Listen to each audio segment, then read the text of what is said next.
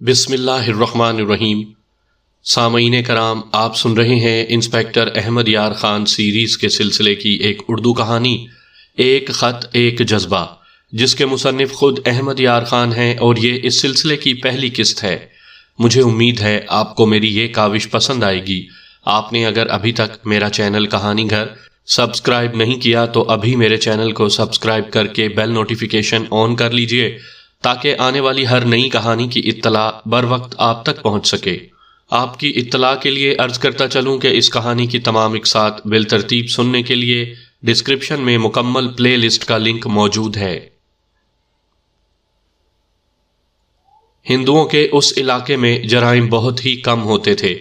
آج کل کی طرح ہر روز چوریوں کی بھرمار نہیں تھی، کبھی کبھار نقب لگتی یا ڈاکہ پڑا کرتا تھا۔ دیہاتی علاقے میں راہزنی اور قتل کی وارداتیں ہوتی تھیں۔ میں ایک قصبے کے تھانے کا انچارج تھا۔ یہ ہندوؤں کا قصبہ تھا۔ چند ایک گھرانے سکھوں کے اور ان سے بھی کم مسلمانوں کے تھے۔ مسلمانوں کی یہاں کوئی حیثیت نہیں تھی۔ جرائم کے لحاظ سے یہ قصبہ پاک صاف تھا۔ اس قصبے میں جب قتل کی ایک واردات ہو گئی تو یوں پتہ چلتا تھا جیسے خوف و ہراس سے سارا قصبہ مر گیا ہو۔ قتل ہونے والا معمولی آدمی نہیں تھا، وہ دولت مند ہندو تاجر تھا۔ سیاست میں بھی اس کا عمل دخل تھا اور سرکاری حلقوں میں بھی وہ جانا پہچانا جاتا تھا۔ قصبے کے ہندوؤں کا وہ سرگرم لیڈر تھا۔ وہ کوئی بوڑھا آدمی نہیں تھا، اس کی عمر 30 سال سے ایک آدھ سال اوپر ہوگی۔ وہ روایتی ہندوؤں کی طرح دھوتی نہیں باندھتا تھا، اس کا پیٹ بڑا ہوا نہیں تھا اور ہندو بنیوں کی طرح اس کا جسم موٹا بھدا نہیں تھا۔ وہ خوب روح جوان تھا، قد بد اچھا تھا، مسلمانوں جیسا لباس پہنتا تھا۔ میں نے اسے اکثر دیکھا تھا، اگر میں اسے نہ جانتا تو اسے مسلمان سمجھتا۔ وہ ذہنی اور نظریاتی لحاظ سے کٹر ہندو تھا اور مسلمانوں کے خلاف اس کا دل تعصب سے بھرا ہوا تھا۔ البتہ لباس اور عادات کے لحاظ سے وہ ترقی پسند ہندو تھا۔ وہ 3rd ایئر تک پڑھا تھا، BA اس لیے نہ کر سکا کہ اس کا باپ مر گیا تو کاروبار سنبھالنے والا کوئی نہ رہا۔ یہ دور دور تک پھیلا ہوا آڑت کا کاروبار تھا۔ مقتول تعلیم ترک کر کے آ گیا اور اس نے تجارت سنبھال لی۔ اس کے بعد اس نے شادی کی، اس کے 2 بچے تھے۔ رات غالباً 10-11 بجے کے درمیان کا وقت تھا۔ 2 سرکردہ ہندو تھانے میں یہ اطلاع لے کر آئے کہ ایک اندھیری گلی میں سیٹھ راجیش مرا پڑا ہے۔ ان ہندوؤں کے ساتھ غریب سا ایک آدمی تھا جس نے لاش دیکھی اور ان ہندوؤں کو اطلاع دی تھی۔ میں یہ دعائیں کرتا لاش تک پہنچا کہ یہ قتل نہ ہو، راجیش حرکت قلب بند ہونے سے مر گیا ہو۔ ہندوؤں کی آپس میں کاروباری رقابت ہوا کرتی تھی، قتل تک کبھی نوبت نہیں آئی تھی۔ البتہ یہ خطرہ نظر آ رہا تھا کہ اس نے کسی سکھ یا مسلمان سے دشمنی مول لے لی ہوگی۔ مسلمان اور سکھ انتہائی کارروائی کرنے والی قومیں ہیں۔ لاش کے ارد گرد تماشائیوں کا ہجوم تھا، کئی ایک نے لالٹینیں اٹھا رکھی تھی۔ مقتول کے لواحقین بھی آ گئے تھے۔ لاش کی آنکھیں اس طرح کھلی تھی جیسے ڈھیلے باہر آ جائیں گے، زبان باہر آ کر دانتوں کے درمیان آئی ہوئی تھی۔ اس سے میں نے رائے قائم کر لی کہ گلا گھونٹ کر مارا گیا ہے۔ میں نے ایک لالٹین پکڑ لی، لاش کی گردن دیکھی، گردن کے گرد جمے ہوئے خون کا نشان بڑا ہی صاف تھا۔ اسے گلے میں پھندا ڈال کر مارا گیا تھا۔ دیکھنا یہ تھا کہ اسے یہیں مارا گیا ہے یا کہیں اور پھانسی دے کر یہاں پھینکا گیا ہے۔ ہجوم میں سے مجھے ایک آواز سنائی دی، چھی چھی چھی، لاش کو مسلمان ہاتھ لگا رہا ہے۔ میں اپنے آپ کو قابو میں رکھنے کا عادی تھا، لیکن اس آواز نے مجھے باولا کر دیا۔ میں پاؤں پر بیٹھا لاش کو دیکھ رہا تھا۔ میں اٹھا اور غصے سے کہا، ہم اس لاش کو ابھی چیرے پھاڑیں گے بھی، اسے بھنگی اٹھا کر مردہ خانے سے باہر پھینکیں گے۔ تمہیں اس کی پاکیزگی کا اتنا خیال ہے تو مجھے لکھ دو کہ یہ قتل نہیں ہوا، میں چلا جاتا ہوں۔ میں نے گرج کر کہا، کس نے کہا تھا کہ لاش کو مسلمان ہاتھ لگا رہا ہے؟ آگے آؤ۔ ہجوم پیچھے ہٹنے لگا۔ ہندو سامنے آنے کا قائل نہیں۔ سرکردہ ہندو جو تھانے آئے تھے میرا غصہ ٹھنڈا کرنے لگے۔ میں نے انہیں لاش تھانے اٹھا کر لے چلنے کو کہا۔ میں نے تھانے میں لاش کا نظری معائنہ کیا۔ گردن کے گرد پھندے کا نشان صاف تھا۔ مقتول نے گرم کپڑے کی قمیض اور اسی کپڑے کا پاجامہ پہن رکھا تھا۔ قمیض کے بٹن چاندی کے تھے، یہ سٹڈ بٹن تھے۔ سب میں سے چاندی کی زنجیر گزری ہوئی تھی۔ اس دور میں اس قسم کے بٹن استعمال ہوتے تھے۔ کالر سے نیچے والے بٹن اور اس کی زنجیر کے ساتھ ایک بال الجھا ہوا تھا۔ یہ ٹوٹا ہوا مگر لمبا بال تھا۔ اس میں کسی شک کی گنجائش نہیں تھی کہ یہ عورت کا بال ہے۔ بٹن سے کچھ آگے اور بائیں طرف مجھے ایک داغ کا شک ہوا۔ قمیص کا رنگ سلیٹی تھا۔ میں نے داغ کو غور سے دیکھا، یہ سرخ تھا اور یہ لپسٹک کا ہی ہو سکتا تھا۔ بہت مدھم تھا۔ میں نے اتنی زیادہ اس داغ کے قریب آنکھیں کی کہ میری ناک قمیص سے جا لگی۔ مجھے گلاب کے عطر کی خوشبو آئی۔ میرا SAI عثمان نام کا ایک مسلمان تھا، پہلے بھی ایک کہانی میں اس کا ذکر کر چکا ہوں۔ بہت دلیر اور ذہین جوان تھا۔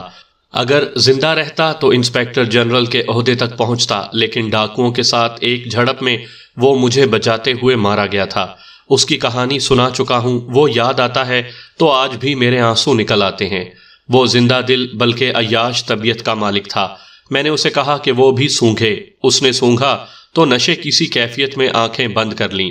میں نے پوچھا، یہ گلاب کے عطر کی خوشبو نہیں، اس نے مخمور لہجے میں کہا، یہ کسی حسینہ دلربا کی بو ہے ملک صاحب، یہ ارمان بھرے رومانوں کی بو ہے۔ میں نے اس کے سر پر تھپڑ مار کر ارمان بھرے رومانوں سے بیدار کیا تو اس نے ہنس کر کہا، جی یہ گلاب کا عطر ہے، یہ لپسٹک کا ہلکا سا داغ ہے اور یہ اسی کا بال ہے جو گلاب کا عطر اور لپسٹک لگاتی ہے ملک صاحب۔ اس نے حسب عادت زندہ دلی کا مظاہرہ کرتے ہوئے کہا، یہ تفتیش مجھے دے دیں۔ رومان پرستی عثمان کی کمزوری تھی۔ وہ جلدی ہی سنجیدہ موڈ میں آ گیا۔ میں نے مقتول کی قمیض آگے سے پھاڑ کر اتار لی اور باقاعدہ کاغذی کارروائی کر کے اسے اپنے قبضے میں لے لیا۔ میں نے آپ کو متعدد کہانیوں میں سنایا ہے کہ عام آدمی کو نظر نہ آنے والی چیزیں پولیس کے لیے بڑی قیمتی ہوتی ہیں۔ لپسٹک کا داغ اتنا مدھم تھا کہ میرے سوا اور کوئی نہ دیکھ سکتا۔ میں نے قمیض کو ہر جگہ سے سونگھا۔ عطر کی خوشبو صرف وہاں تھی جہاں کسی عورت کا بال اور سرخ داغ تھا۔ یہ بال اور لپسٹک مقتول کی اپنی بیوی کی بھی ہو سکتی تھی۔ لاش کو اچھی طرح دیکھا، کہیں کوئی چوٹ یا زخم نہیں تھا۔ پھر میں نے اپنے ایک تجربے کی بنا پر لاش کی انگلیاں اور ناخن دیکھے۔ ناخن بڑے ہوئے تھے۔ درمیانی انگلی اور اس کے اور انگوٹھے کے درمیان والی انگلی کے ناخنوں کے اندر کی طرف اور انگلیوں کے سروں پر خون جمع ہوا تھا۔ اس سے یہ سراغ ملا کہ جب اس کی گردن کے گرد پھندا ڈال کر کسا گیا تو اس نے پھندا ڈالنے والے کے ہاتھ یا بازو پر آزاد ہونے کے لیے ناخن مارے اور اس کی کھال چھیل دی۔ مجھے ابھی یہ معلوم نہیں تھا کہ پھندا کیسا تھا، یہ رسا تھا یا چھوٹی سی رسی تھی۔ بہرحال یہ یقین تھا کہ ہاتھوں سے نہیں گلا گھونٹا گیا۔ لاش پوسٹ مارٹم کے لیے بھجوا دی۔ سرکاری ہسپتال قریب ہی تھا۔ رات کے 12 بج چکے تھے۔ عثمان کو ساتھ بھیجا تاکہ وہ ڈاکٹر کو جگا کر فوراً پوسٹ مارٹم کروائے۔ میں نے ابتدائی بیان لینے شروع کر دیے۔ جس آدمی نے لاش دیکھی تھی اس سے بہت کچھ پوچھا۔ اس نے بتایا کہ جب اس نے لاش دیکھی تو اس نے پاس بیٹھ کر لاش کے منہ پر اور ہاتھوں پر ہاتھ رکھا۔ جسم گرم تھا، اس لیے وہ سمجھا کہ وہ زندہ ہے۔ اس نے ماچس جلائی تو لاش کا چہرہ دیکھ کر ڈر گیا۔ اس نے مقتول کو پہچان لیا اور قریبی گھر کا دروازہ کھٹکھٹایا۔ ایک آدمی باہر آیا۔ اس نے لاش دیکھ کر شور مچا دیا۔ کئی لوگ نکل آئے۔ مقتول کے گھر اطلاع دی گئی۔ وہ چونکہ دولت مند تاجر اور لیڈر تھا اس لیے ہر طرف شور برپا ہو گیا اور یہ سرکردہ ہندو آ گئے جو تھانے میں آئے تھے۔ وہ اب بھی تھانے کے برآمدے میں بیٹھے تھے۔ مقتول کے لواحقین بھی موجود تھے۔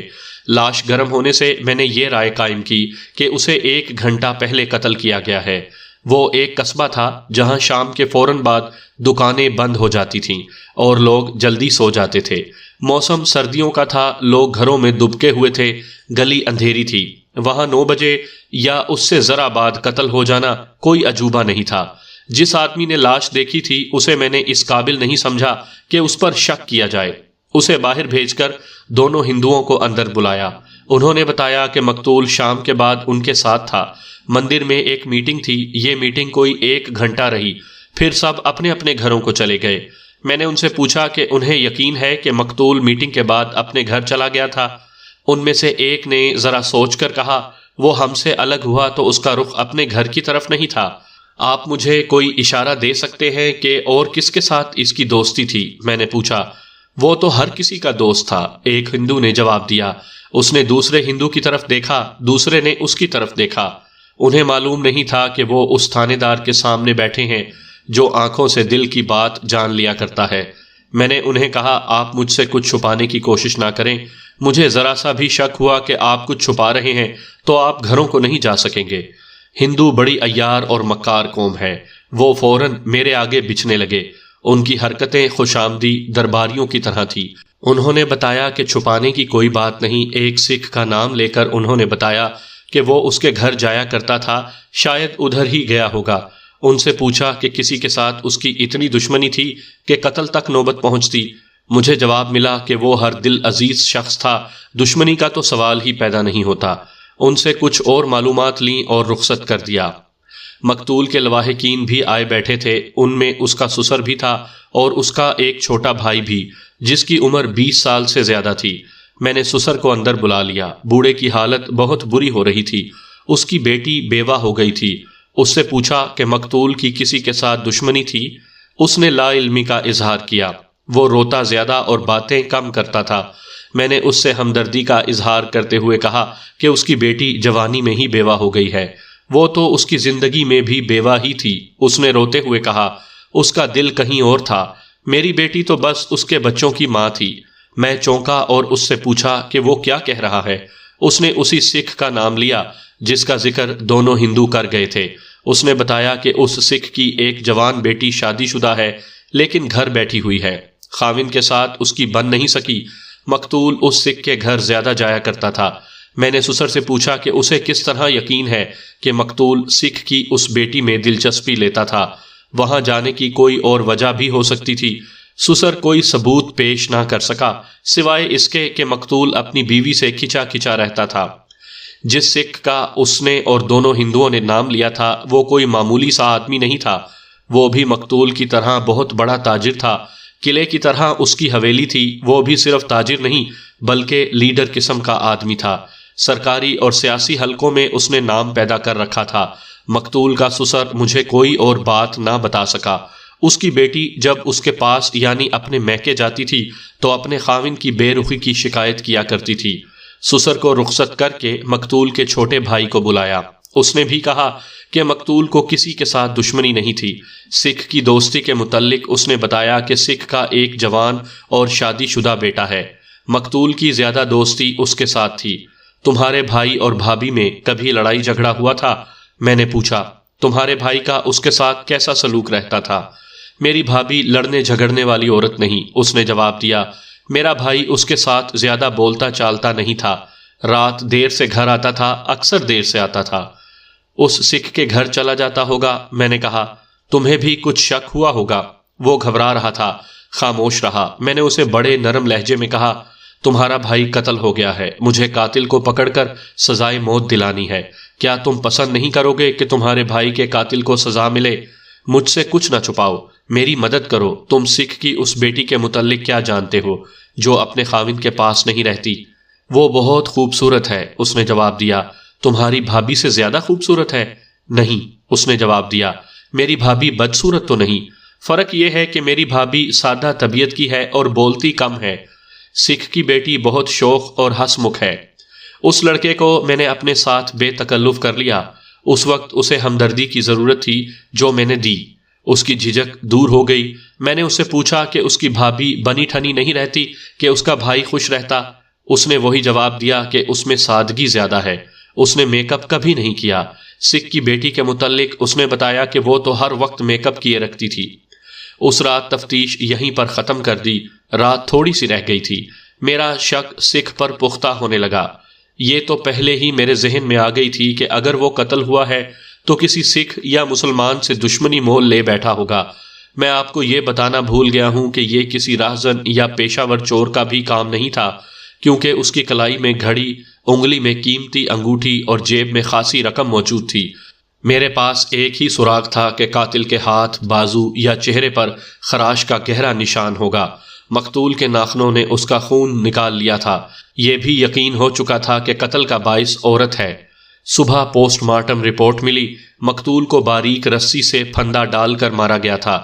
جسم پر کوئی اور زخم یا چوٹ نہیں تھی۔ پیٹ میں جو کھانا گیا تھا اس سے ڈاکٹر نے لکھا کہ وہ کھانے کے تھوڑی دیر بعد ہی مرا ہے۔ مرنے کا جو اندازن وقت لکھا گیا وہ اس وقت سے 1.5 گھنٹہ پہلے کا تھا جب لاش تک میں پہنچا تھا۔ اس وقت تک لاش سرد ہو چکی تھی۔ میرا مخبری کا نظام بہت اچھا تھا، اس میں 2 عورتیں بھی تھیں۔ عثمان نے ان سب کو ہدایات دے کر سرگرم کر دیا تھا۔ یہ لوگ زمین کی تہ سے بھی خبریں نکال لاتے تھے۔ میں مقتول کے گھر چلا گیا۔ یہ اونچے درجے کا خاندان تھا۔ میں نے کسی عورت کو تھانے بلانا مناسب نہیں سمجھا۔ مقتول کی بیوہ کو علیحدگی میں بٹھا لیا۔ جوان عورت تھی، خوبصورت بھی تھی۔ اس پر مجھے یہ افسوس ہوا کہ اسے ساری عمر بیوہ رہنا تھا۔ ہندو بیوہ دوسری شادی نہیں کر سکتی۔ مقتول کی لاش ابھی گھر میں پڑی تھی۔ میں نے مقتول کی بیوہ سے اظہار ہمدردی کیا اور پوچھ گچھ شروع کر دی۔ وہ کوئی تفصیلی اور واضح جواب نہیں دیتی تھی، سر ہلا دیتی تھی یا دھیمی آواز میں ہاں یا نہ کہہ دیتی تھی۔ یہ اس کی عادت بھی تھی اور بیوگی کے غم کا اثر بھی۔ میں نے اس سے بہت کچھ پوچھا۔ اہم سوال یہ تھے کہ مقتول کا اس کے ساتھ رویہ اور سلوک کیسا تھا۔ اس نے کئی بار پوچھنے کے بعد کہا کہ وہ مر گیا ہے، میں کچھ نہیں کہوں گی۔ میں نے اس سے یہ مطلب لیا کہ رویہ اور سلوک اچھا نہیں تھا۔ میں نے وہ بال بڑی ہی غور سے دیکھا جو لاش کے بٹن اور بٹنوں کی زنجیر میں پھنسا ہوا تھا۔ میں نے بیوہ کے بالوں کو غور سے دیکھا اور اپنے تجربے کی بنا پر یہ رائے قائم کی کہ وہ بال اس عورت کا نہیں۔ اس کے بال بالکل سیاہ تھے اور وہ بال سیاہی مائل بھورا تھا۔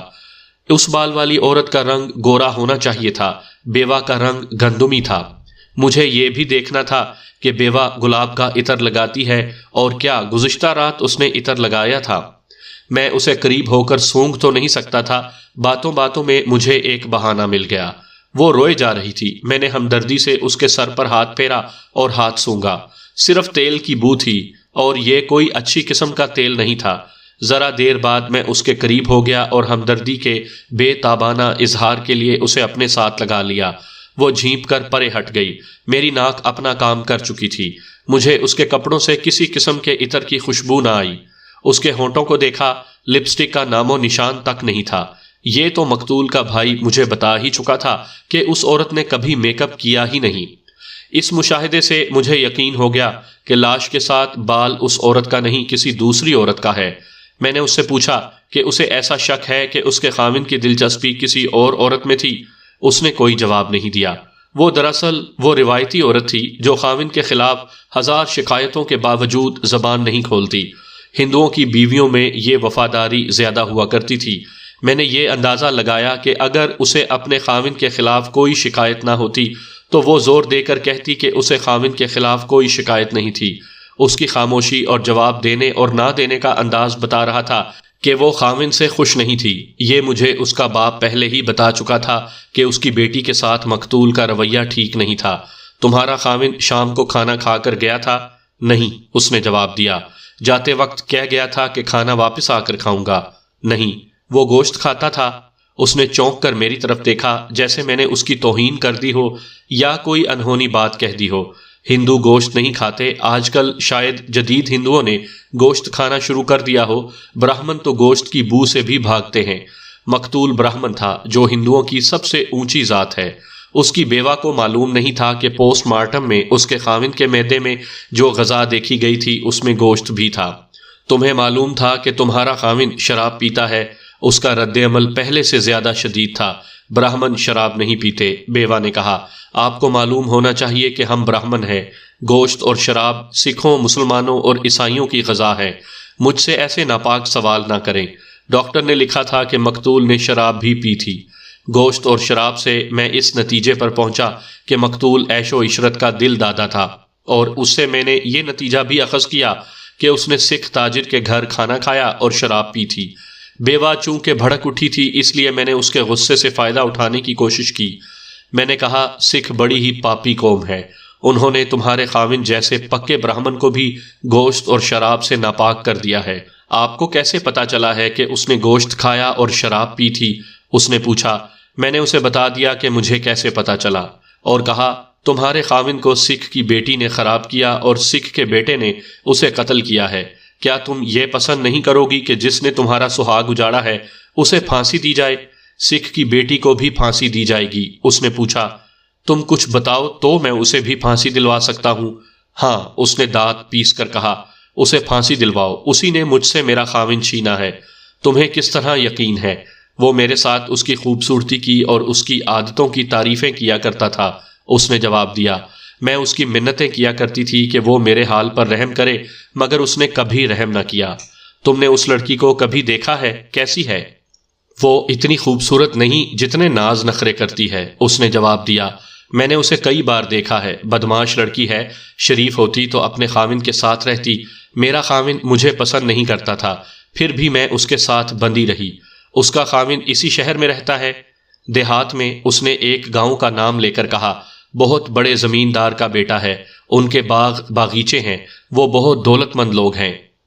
اس انکشاف سے مجھے ایک اور شک ہوا، وہ یہ تھا کہ اس سکھ لڑکی کے خاوند کو پتہ چل گیا ہوگا کہ مقتول کا میل جول اس کی بیوی کے ساتھ ہے۔ قتل اسی نے کیا یا کروایا ہوگا۔ مجھے اس خاوند کو بھی شامل تفتیش کرنا تھا۔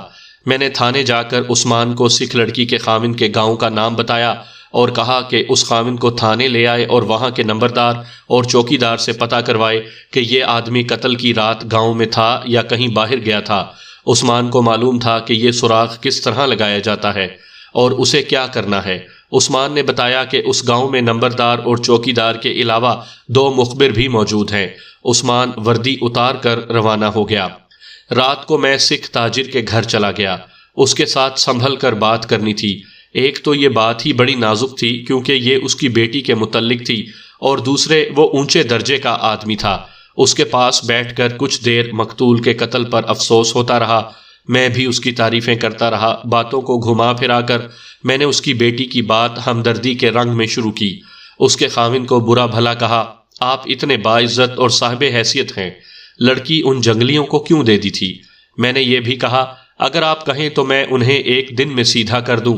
اس نے کوئی مجبوری بتائی اور بولا، مجھے اپنی غلطی کا احساس بعد میں ہوا۔ بیٹی کو میں نے بڑے پیار سے پالا تھا۔ یہ شہری زندگی کی عادی تھی، دیہاتی ماحول میں دل نہ لگا سکی۔ دیہات میں کوئی معمولی کسان ہو یا بڑا زمیندار، طور طریقے سب کے ایک جیسے ہی ہوتے ہیں۔ داماد کے متعلق بعد میں پتہ چلا کہ اچھے چال چلن کا نہیں۔ لڑکی گھر آ کر روتی تھی، پھر بیٹھ ہی گئی۔ میں نے بھی اسے واپس بھیجنا پسند نہ کیا۔ 1.5 سال ہو گیا ہے، سسرال کی طرف سے کوئی لینے نہیں آیا۔ دوبارہ سمجھوتے کے لیے آئے تھے، اس نے جواب دیا، لیکن سمجھوتا ہو نہ سکا۔ وہ لوگ دھمکیاں دیتے تھے۔ کیسی دھمکیاں؟ میں نے پوچھا۔ کوئی ایک بات بتائیں۔ مثلاً ایک بار کوئی 4 مہینے گزرے، میرا داماد آیا تھا۔ اس نے جواب دیا، بحث مباحثہ ہوتا رہا۔ میری بیٹی نے اس کے ساتھ جانے سے انکار کر دیا۔ وہ میری بیٹی کے کمرے میں چلا گیا۔ بیٹی نے مجھے بعد میں بتایا کہ وہ یہ الفاظ کہہ گیا ہے کہ جس کسی کو تم نے شہر میں یار بنا رکھا ہے، اسے میرے ہاتھوں سے بچا نہیں سکو گی۔ پہلے اسے قتل کروں گا، پھر تمہیں اس طرح غائب کروں گا کہ کسی کو تمہاری بو بھی نہیں ملے گی۔ کیا آپ میرے اس شک کی تائید کریں گے کہ سیٹھ راجیش کا قاتل آپ کا داماد ہے؟ میں نے پوچھا۔ اور کیا آپ پسند نہیں کریں گے کہ میں اسے سزائے موت دلا کر آپ کی بیٹی کو اس سے ہمیشہ کے لیے نجات دلا دوں؟ اس کے چہرے کا رنگ بدل گیا، اس کے ہونٹوں پر مسکراہٹ آئی اور غائب ہو گئی۔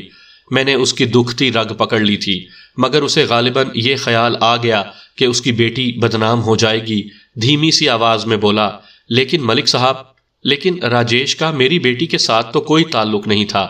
وہ تو میرے پاس آیا کرتا تھا۔ میرے بیٹے کے ساتھ بھی اس کی دوستی بڑی گہری تھی۔ میں نے آپ کی بیٹی پر تو کوئی شک نہیں کیا۔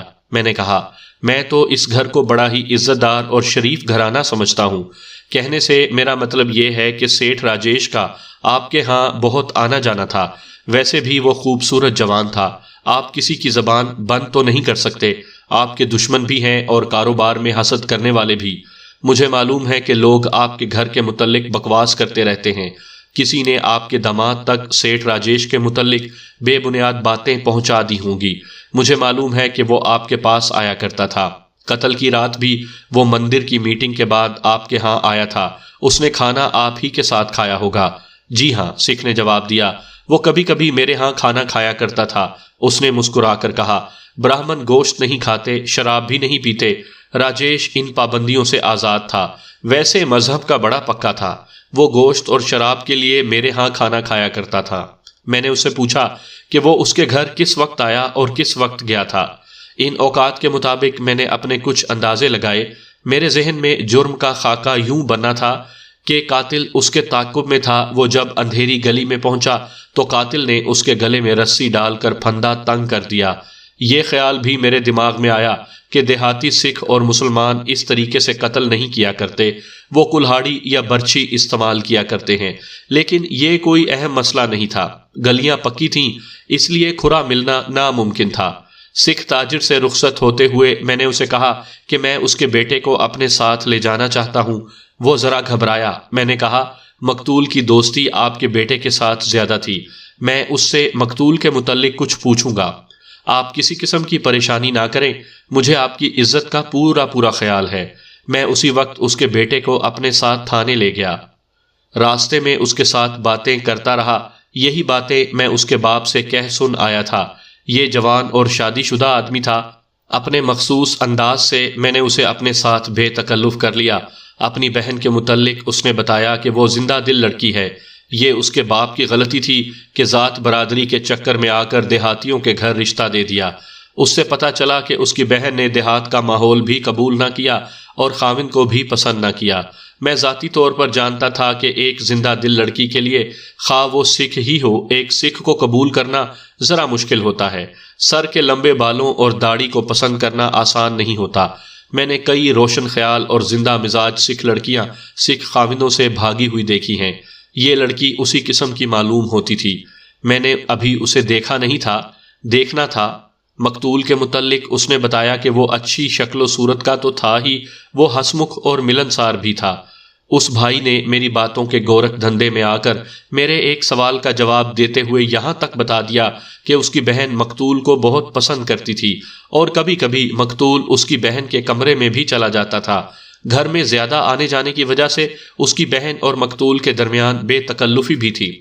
کیا یہ ممکن ہو سکتا ہے کہ تمہارے اس دیہاتی بہنوئی کو اس بے تکلفی کا علم ہو گیا ہو؟ میں نے پوچھا۔ میں کچھ کہہ نہیں سکتا، اس نے جواب دیا۔ کسی نے اسے بتا دیا ہوگا۔ کیا آپ کو یہ شک ہے کہ میرے بہنوئی نے سیٹھ کو قتل کیا ہے؟ بڑا پکا شک ہے، میں نے کہا۔ کیا تمہارا بہنوئی اتنا دلیر ہے کہ قتل کر سکے؟ وہ وحشی آدمی ہے، اس نے جواب دیا، وہ قتل کر سکتا ہے۔